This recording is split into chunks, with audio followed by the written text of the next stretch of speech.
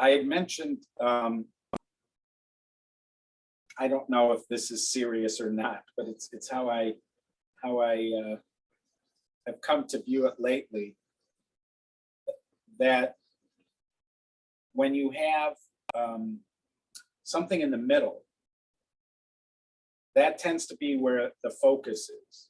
Rabbi Foreman makes this point with chiasms, that when you have a chiasm, the middle is where the main focus is. But you could see how people are drawn to things that happen to be in the middle.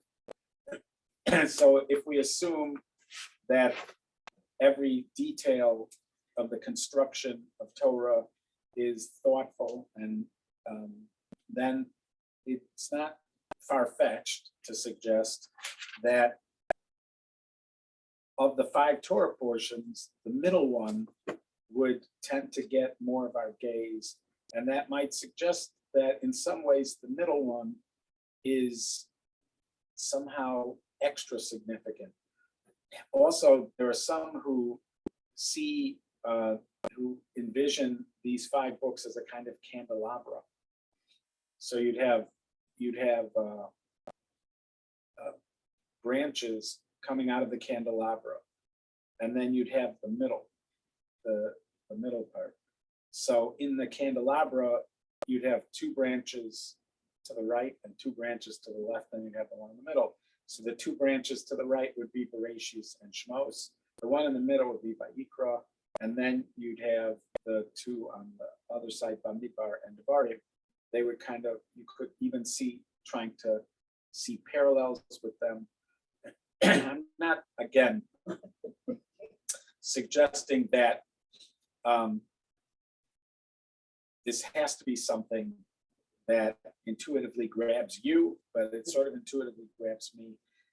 And therefore, I sort of embrace Vayikra as the central message of the Torah, that the other books all sort of face Vayikra and look to Vayikra as a kind of central message. It doesn't contain all of the most important statements that are made, but it does have some of the most important statements that are made.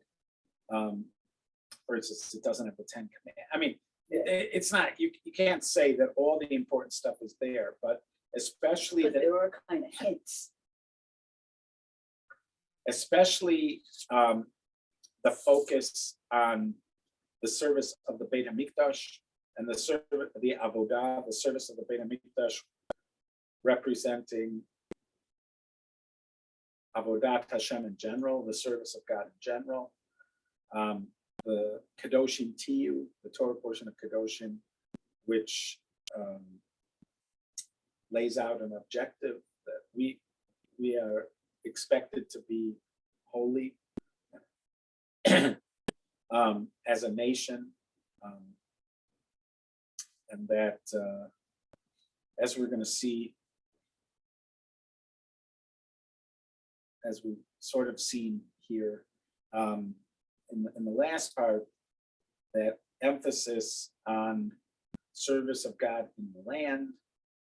You have service of God at the Beit HaMikdash. You have service of God in the land, and even as we're about to see, a discussion of the best of times and a discussion of the worst of times, an imagining of what would be the ultimate fulfillment of the promise that God makes to Abraham, Yitzchak, and Yaakov, that they will be the fathers of a great nation, which will be in the land. So last time we sort of saw that vision laid out in the Bikurim thing, which is what we're going to get to next. No, we're not. Okay. We saw that laid out in Kitava. But we are going to see a little bit of the, it's not the Bikurim one, that was in Kitava, but it's going to be laid out in the beginning of the Hukosai, the kind of best of worlds, and then it's going to be laid out what the sort of worst scenario for life in the land of Israel. So we're just going to do these last couple lines. Starting with Just Just do 26? 1 and 2. Just do 1 and 2 of 26. of 26. Yeah. You shall not make idols for yourselves, and you shall not erect for yourselves a statue or a pillar, and in your land you shall not emplace a flooring stone upon which to prostrate oneself. For I am Hashem your God. My Sabbaths shall you observe, my sanctuary shall you revere. I am Hashem. Okay. So this does seem like a concluding phrase. It does. Right. So maybe a kind of general review that we are not supposed to make Elilim idols. A pesel is like a kind of statue, but it seems also to be idolatrous. And a matzeva. A matzeva is sometimes translated as a pillar. That's how they. You have it as a pillar. Mhm. A matzeva is an altar that's made out of a single stone. That's how it's usually understood. So you shall not set that up. Now, the first two, Elilim, are usually, Elilim and Pesel are usually idolatrous. Now, exactly what the difference between Elil and Pesel is, we'd have to explore. But they tend to be two different types of images that are carved from either stone or wood.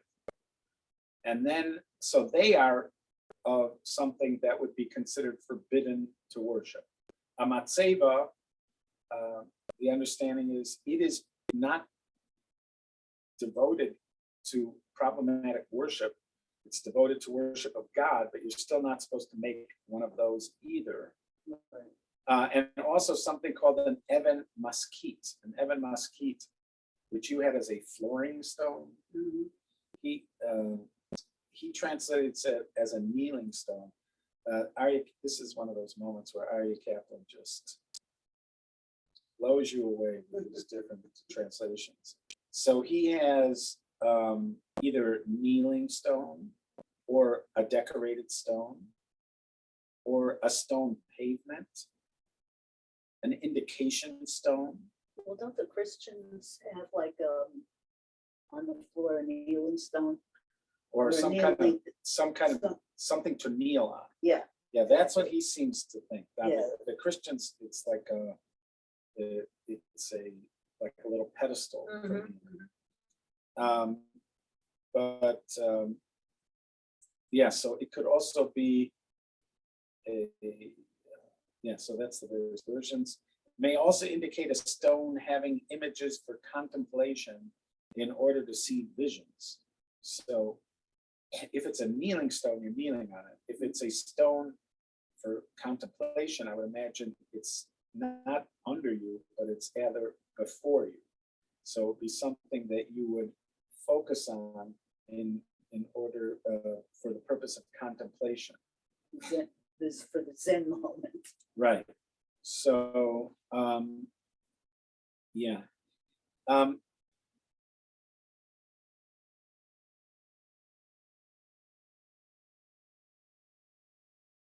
In the time of the Torah, when the Torah is presented to the Jewish people, at that time, you had all different types of worship in the world. You had a lot of people that were worshiping some kind of force, some kind of other force. Worship, although there are options, there's not a lot of options. In other words, you could pray. And by prayer, I mean you would say words. Mhm. And these words would be some kind of formula. You could stand while you pray, you can sit while you pray, you can bow while you pray. You might be able to walk while you pray. But there's a limited pace. Right, there's like a limited, in the Shema, it identifies 4 postures: standing, sitting, sleeping, and walking. So you're lying down, you're sitting, or you're standing, or you're walking. Those are your 4 postures. But that's it. You've got those 4 postures. And then with this, you could have bowing. And bowing, there's different types of bowing. There's bowing at the head, there's bowing at the waist, there's kneeling on the ground, there's fully prostrate on the ground. But those, they are finite. They lead to lots of possible combinations, but they still represent a kind of finite set of ways to pray and to modes of prayer. So you're saying words and you're either sitting, standing, lying down, walking, or like bowing down. So those are your options. You could have meditating, and you could have meditating in any of those forms. You could have an object in front of you. That's an option. And there might be different types of objects to have in front of you. But again, once you've got these variables, they are finite. The reason I'm saying that is because you are bound as Jews. You are bound to be worshiping in a way that is similar to some other culture, because there's lots of other cultures and there's not that many ways available. You could have sacrifice, where you sacrifice an animal. You could have offerings of vegetables. You could have that. So again, but you're going to have at some point a finite series of options, and therefore it's not going to be possible that the Jewish people can pray in a way that nobody else does. That's for sure. Right. So there's going to be things that we do that they do. Now, at some point, and I don't know how this decision is always made, but at some point, we have had practices that were considered acceptable practices and then became unacceptable because idolaters started to do that. So we do have an example in the Torah. The example from the Torah is matzeva, which was described as sacred pillar or pillar, right? That one that's described as sacred pillar or pillar.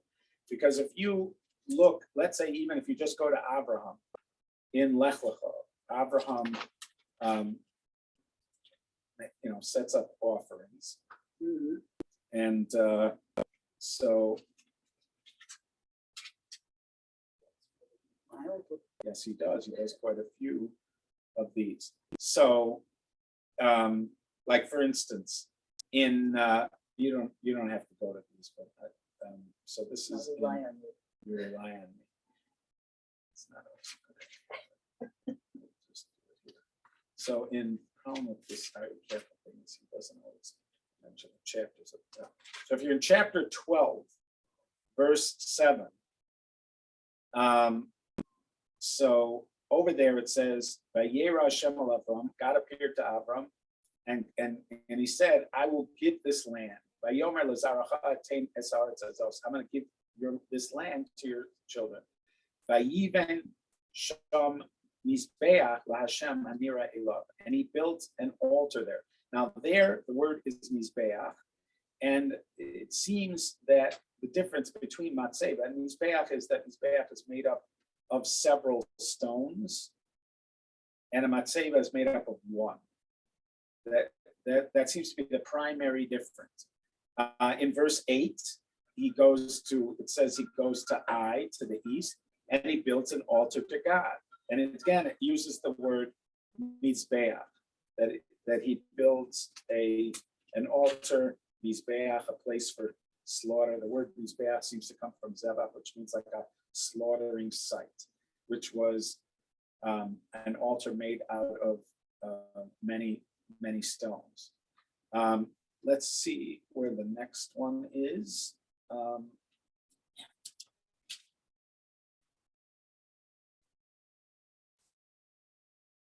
In verse 18, after Lot leaves and he has a vision, and God again says, I'm going to give you this land, and I'm going to give you children that are going to be like the dust of the earth. So, and God wants him to walk the land. It says again, Vayiben sham mizbeach laHashem, he built a mizbeach. So over and over, so far as he's building altars, he builds a mizbeach.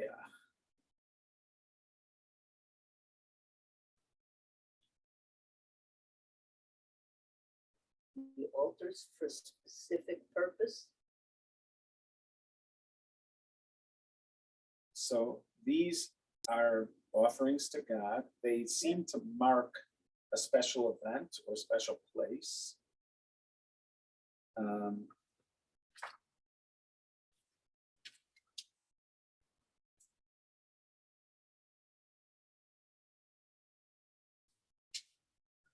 Then he has the vision of what we call the covenant of the pieces. And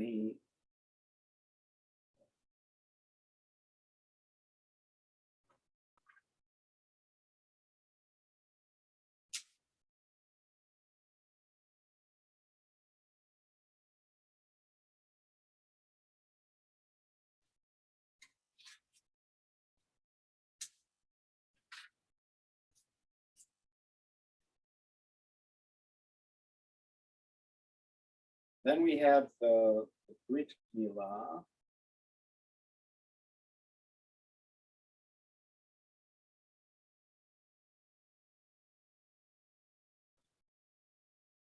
It's sort of interesting that he had like a pattern of building altars.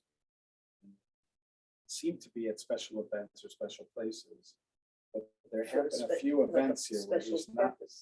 Right, he has a few events here where he hasn't built them. Then he's being told that he's going to have a kid. Interestingly, again, it doesn't talk about him, maybe because he's at home, he's not traveling. It doesn't talk about him making offerings or anything, even though those were very dramatic. There were several very dramatic moments here. And then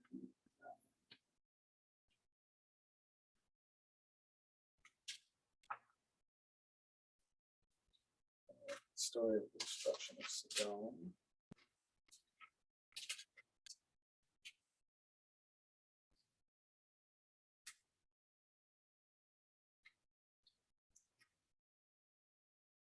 And we have the thing with Abimelech and the Plishtim.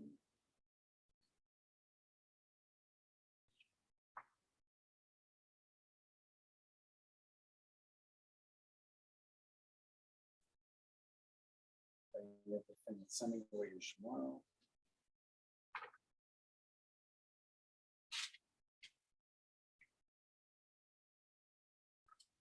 Sort of interesting why he at certain points he's making these altars, and then there's other points where you would expect that he'd be making altars and he doesn't.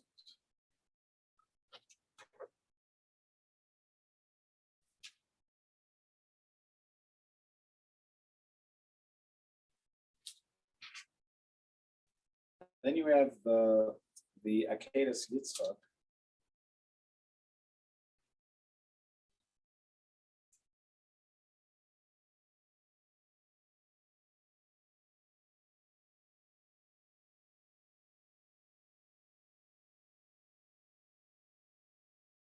It doesn't describe what he's putting Yitzchak on.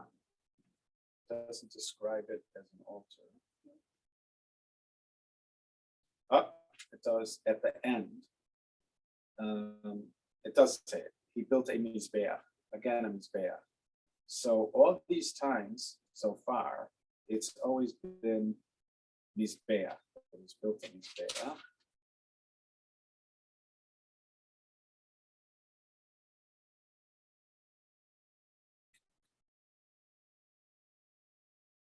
So again, the altar made out of different stones.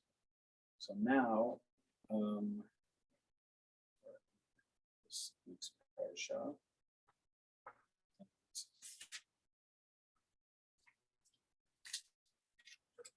The story of them coming back.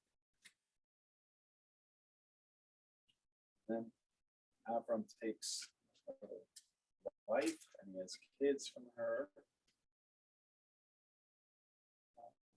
Doesn't seem to mention another any altars. Then we get to Toldos. We're with Yitzchak.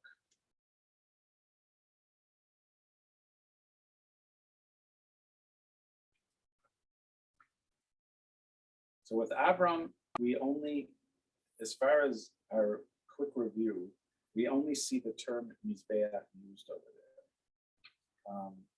We don't see Matseva being used.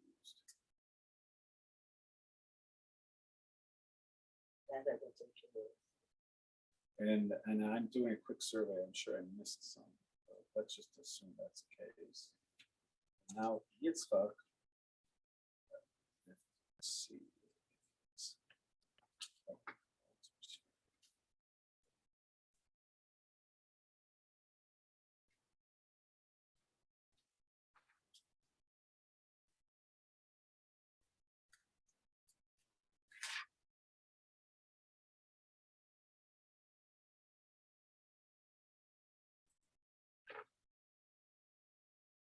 So with Yitzchak, I don't think we see him make any altars yet. Yeah, I don't think we see him make any altars. Then we have with Yaakov. So Yaakov has the ladder vision. And God tells him not to be afraid. He's going to take care of him. And Yaakov woke up and he said, this is an awesome place. This is the house of God. This might be the first place. I'm going to assume this is the first place. So this is in chapter 28, verse 18. It says, Yaakov got up in the morning, took the stone, which had been at his head, and he placed it as a matzeva. So the very thing that we're told later on not to make, Yaakov did. Yeah. And he called the place Beit El. And he made a neder, and it makes an oath to God over there. So there, let's just assume that Yaakov is the first person to do a matzeva. And after they leave,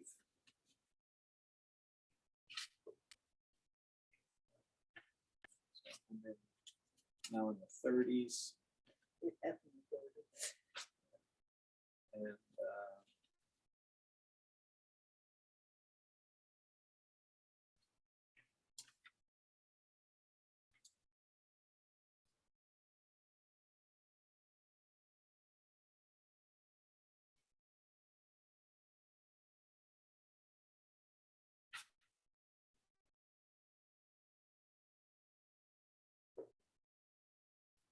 and then it says in 51, and Laban says to Yaakov, Hinei hagalazev, hinei hamatzeva.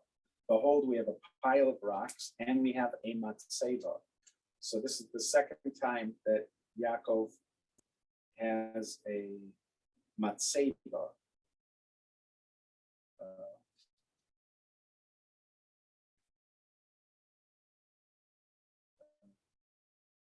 And Yaakov brought offerings at that place. So that's the second time he has a matzeva. And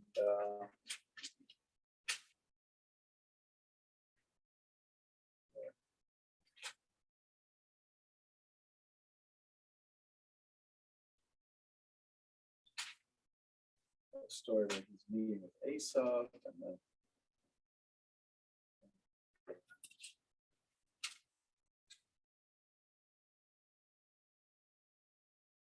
there in verse 20, he builds a altar. So this is chapter 33, verse 20. There he builds a matzah, a mizbeach. But it's funny, he uses the verb for matzeva. It says, Vayatsev sham mizbeach. And he set up there a mizbeach. So the verb is from the word matzeva, which is the pillar one. But the noun is mizbeach. So there he has a mizbeach, but it's like a combination word, sort of interestingly. And then you have the rape of Dinah. Aftermath. And then God says, go back to Beit El and make a mizbeach. God does not say make a mitzvah. He says make a mizbeach.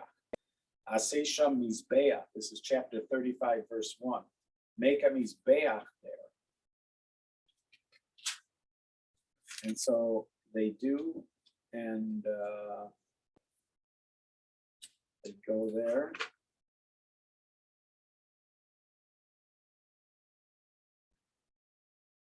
And he builds a mizbeach. He builds a mizbeach there, and he calls the place Beit El.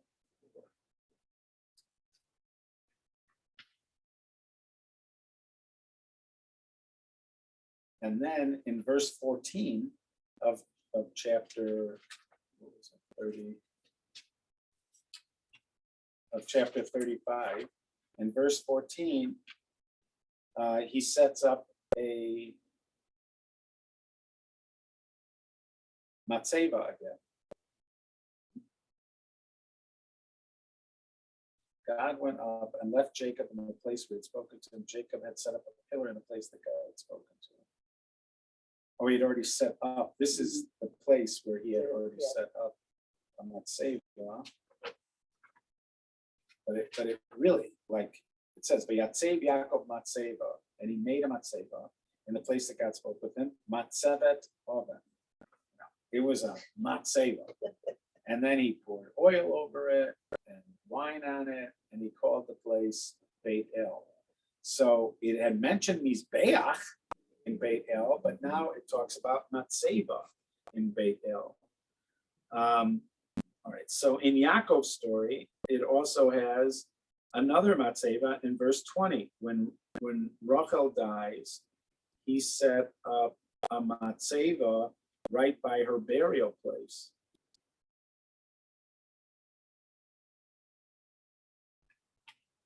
And another matzeva. So in Yaakov, there's lots of use of matzeva. In the translation, in one place it's a pillar, in one place it's a monument.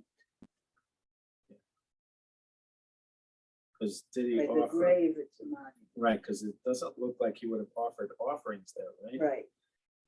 So it does say that he put a matzeva there.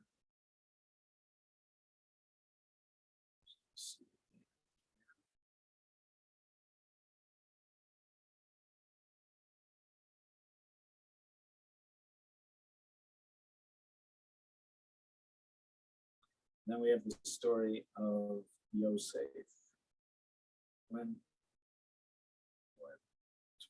Towards the end, when Yaakov goes down in Yigash, when Yaakov goes down to Egypt, he stops in Beersheba. Calls it over there.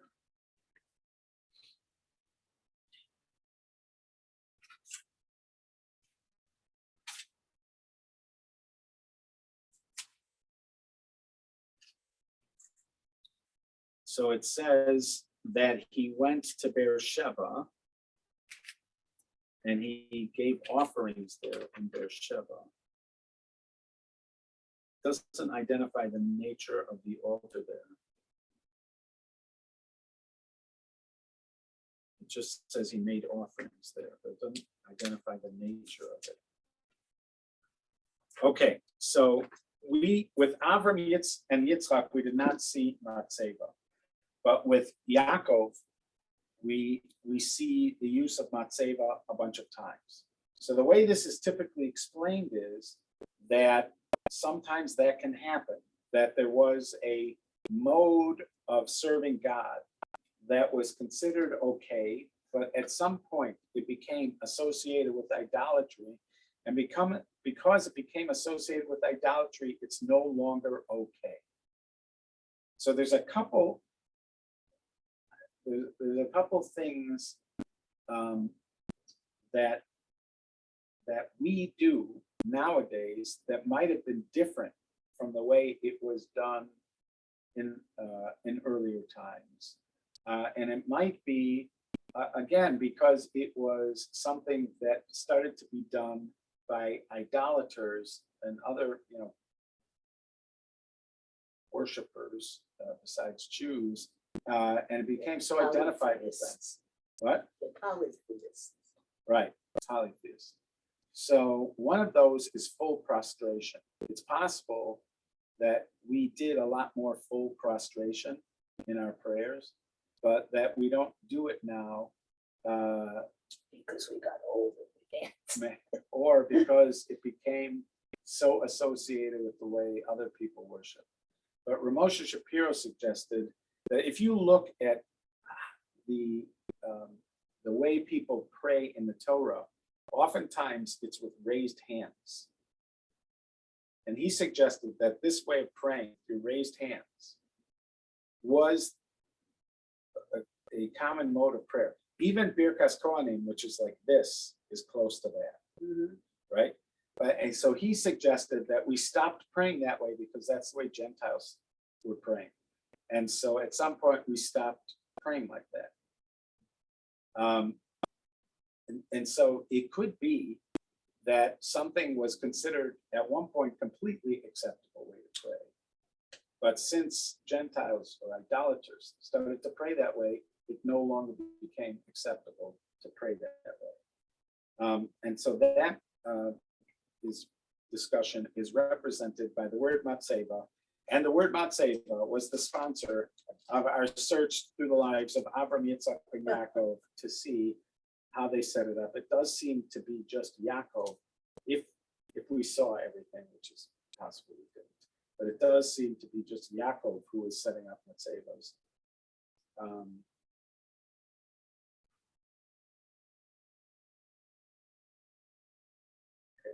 The Evan Maskit thing is credited for why, when we do bow down with our knees, which for us only happens on Rosh Hashanah and Yom Kippur, we put something down. We don't bow down directly onto the stone.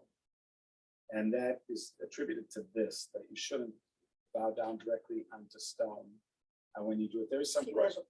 Yeah, so if you have carpeting, there's still people that put some stuff down, but it would seem to mitigate the problem. Right. There are some people who have a special rug or something that they use for bowing down. Even Muslims have special prayer rugs.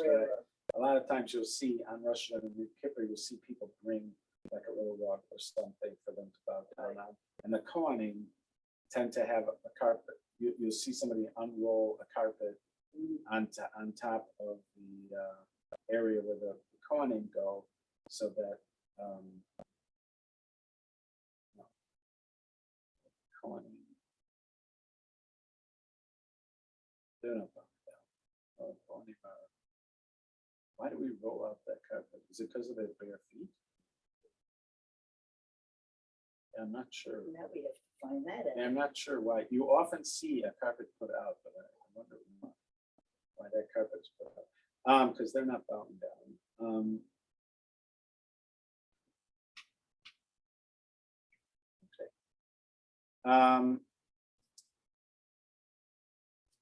And then you have the mention of Shabbos and the sanctity of the Mikdash. You see them put together here. We've seen them put together on several occasions, Shabbos and the Beit HaMikdash. We saw towards the end of the book of Shmos in the Torah portions, that deal with the building of the Mishkan. It comes up several times. One of the famous places it comes up is at the beginning of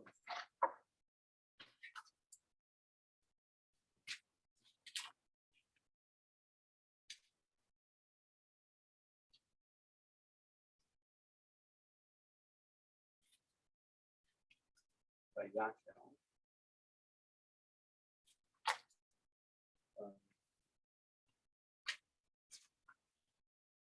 Again, it comes up several times. But,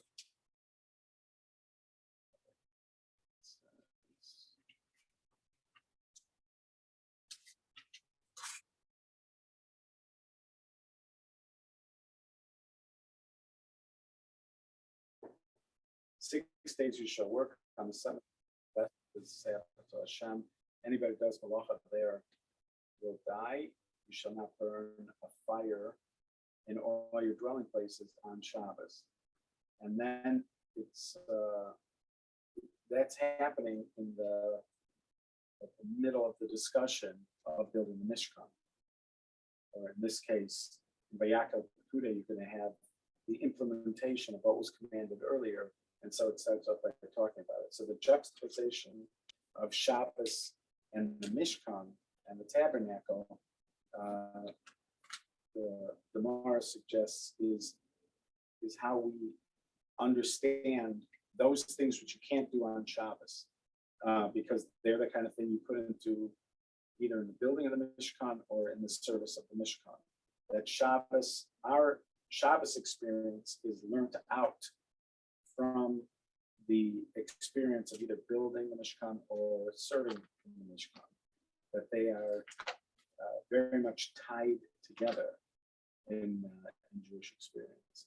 So the combination of Shabbos and the sanctuary here are another point.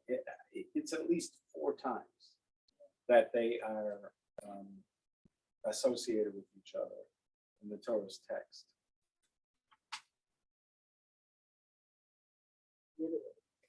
Right.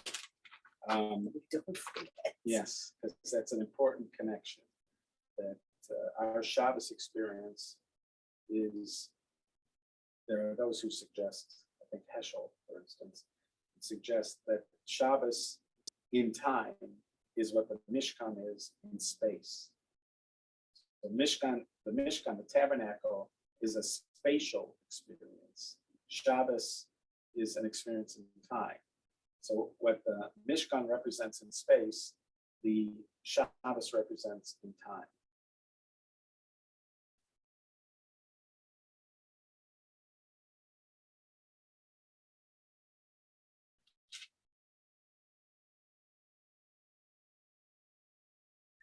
Okay, so now we're going to start the Chukot side, the Chukotai. So would you read through verse 13? So we're going to read 3 through 13. We'll try. If you will follow my decrees and observe my commandments and perform them, then I will provide your rains in their time, and the land will give its produce, and the tree of the field will give its fruit. Your threshing will last until the vintage, and the vintage will last until the sowing. You will eat your bread to satiate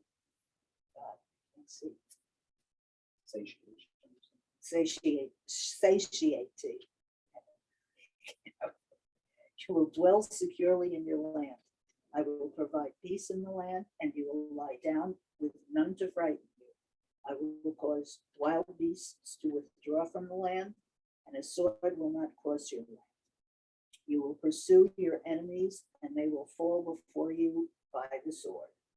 5 of you will pursue 100, and 100 of you will pursue 10,000, and your enemies will fall before you by the sword.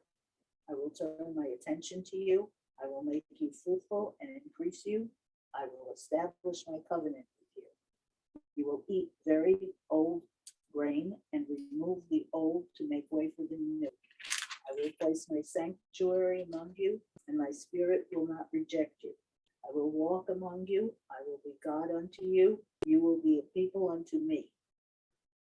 I am Hashem, your God, who took you out of the land of Egypt from being their slaves. I broke the staves of your yoke, and I let you erect. Oh, I left you erect. No, I led you erect. But if you were, Okay, oh yeah, all right, so that's the part I was suggesting is a kind of best of times. mhm, So it's laying out what things would look like generally if in best case scenario. So the best case scenario is we enter the land of Israel, we conquer it, and then we live in it in accord with God's command. And if we do that, then the natural world will be blessed around us. We will have more than enough food. There will be peace in the land. Now, he says there's going to be peace, and you're going to go to sleep, you're not going to be afraid. But at the same time, he does say there will be enemies. It's just that you're not going to have trouble dispatching your enemies. But for some reason, even at the best of times, there's still going to be enemies. And then you're going to be fruitful and multiply. I will keep my covenant with you. And I will walk amongst you. I will be God for you. You will be for me a nation. I took you out of Egypt from being slaves to Egypt. I broke your yoke to them, and I have you walk upright. And that's how it's talking. So since this is a best case description, it is interesting to look at some of the details. So one of the first details here is that rains will fall in their time. So it seems like it's suggesting that there's a rainy season. So it's going to rain during the rainy season. And the rain during the rainy season is going to be a rain that's going to lead to produce, lots of produce. And we're going to have maximum produce. And we are going to eat our bread to fruition, to satiation. I cannot say that word. Satiating. I think it's Yeah, to I satiation. can't say it. And- Doesn't roll off my tongue. Right. So it is interesting here. There's a couple things interesting. One is that nature is going to be impacted by our behavior. It's not the only time that we see this, but here's one of the places where they make that point. Yeah. If we live according to God's law, then the rain will happen in its right time, in its season. The rainy season will be raining. Mhm. So that equates what we'll call moral behavior, or halachic behavior, with rain in its natural time. And as I pointed out on several occasions, up until modern times, this would only be something that a religious person would believe, that there is any connection between our behavior and weather. But now it has become a creed of even people Yes. who have no religious association, who That's claim right. to not believe in God or in the supernatural, and yet believe that our actions do impact the weather. Not only do they believe that, but they make It's a whole thing. right, and not only do they believe that our actions impact the weather, but they've made it a moral issue that people Yes. who live without regard for the impact that human beings have on the climate are acting immorally. We even have prophets who rebuke us. I forgot what her name is, that girl from Norway. What's her name? Oh, I know who you mean. I'd know her name if I heard her Right.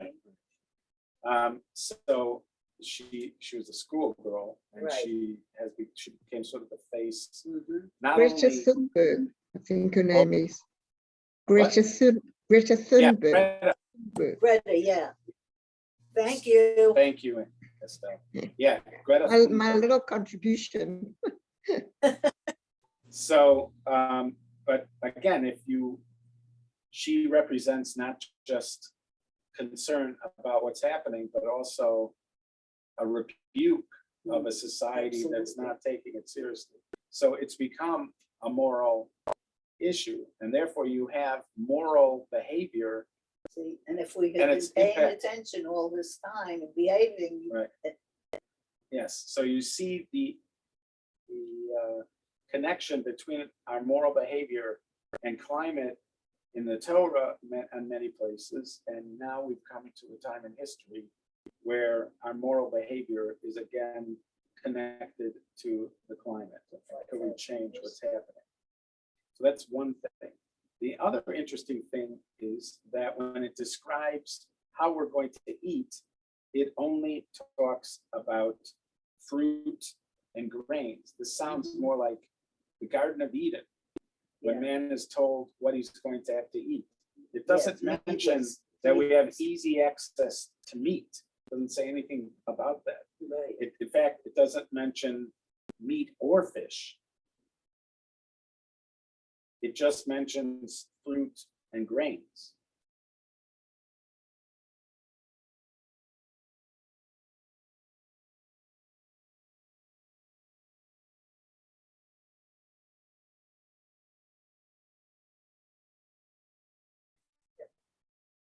No meat.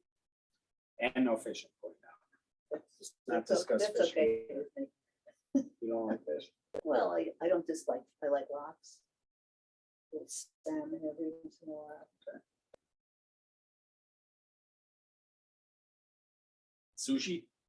No. Don't like sushi. So I think it is important to take a pause here to see that in this description of the best of times, there's no reference to meat or fish. Produce.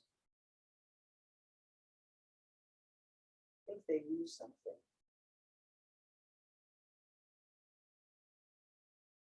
To follow with the grains and the fruit, you're eating a much healthier diet.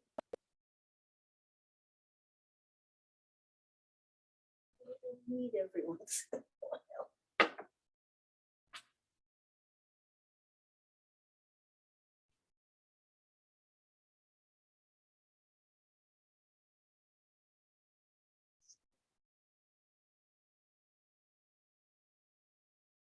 See, if it causes wild beasts to withdraw from the land, we don't even have the option to eat. No, because chaya raw, it's not just, what do you have? You have just plain wild beast? Yeah, Because it doesn't I just, will cause wild beasts to withdraw from the land. right, but it doesn't actually say wild beast. It says chaya raw, bad wild animals. No. The word is raw. Interesting. Here he translates it as dangerous animals. Aria Kaplan. Translates it as dangerous. But again, even if it was just wild, but you'd still have cattle. Cattle are domesticated; they're not wild. So you could still have cattle. I mean, you're going to have to bring offerings, so you're going to have cattle and sheep. So if you have cattle and sheep for offerings, you would have cattle and sheep for eating too. There was a permit to eat meat, but here in the description of Utopia, the best scenario in Israel, no mention of it.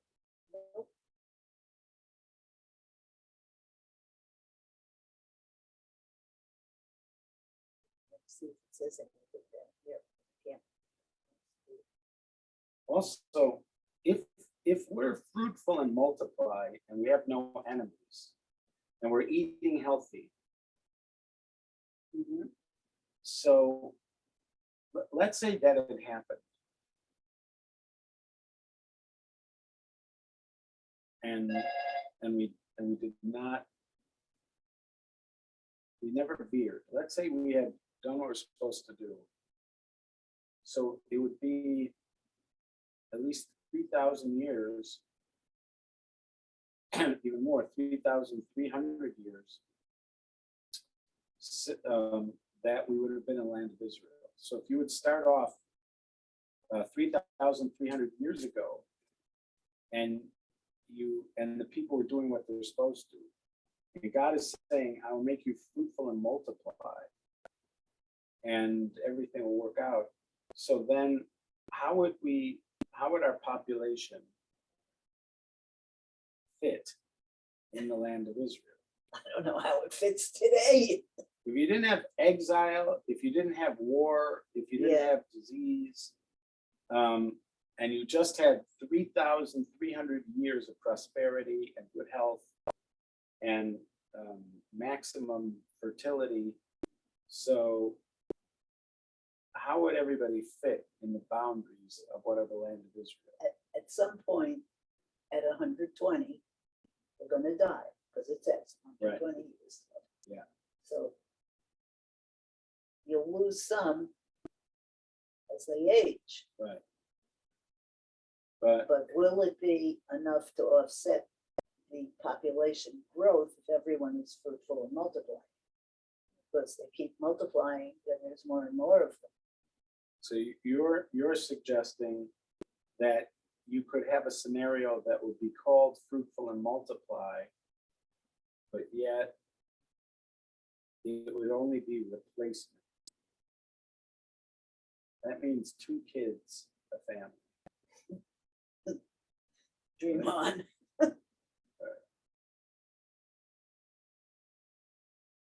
Well, didn't they tried that zero population growth? They were saying that people should only have 2 kids, but not us. Well, it ends up But I that think people in who live China, here, they were doing that. well, in Europe, and many, even the Europeans in the United States, I mean, the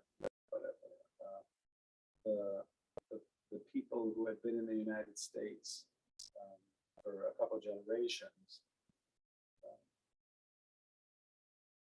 had moved towards like even slightly below replacement. In Europe, it was below replacement, and therefore the population was dwindling.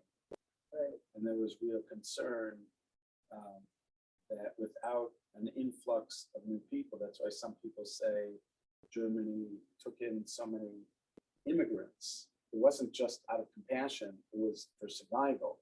That if you don't bring new people into the land is going to age out. We're not going to have people that can support it. So they had to bring in people because they were below replacement. Europe and the United States, if it hadn't been for immigration, the United States would have had the same problem. But then that goes back to birth control. Right. Which at that time didn't exist. I mean, The only thing they that, might have thought they had a thing, Yeah. but it's not right, like this. timing, it's the only thing. Or they had some other things Yeah. And the other thing is there are some people, even if you're fruitful and multiplying, some people just can't be fruitful. Right. So that would offset a little bit. All right, so we'll continue our conversation about the Hukotai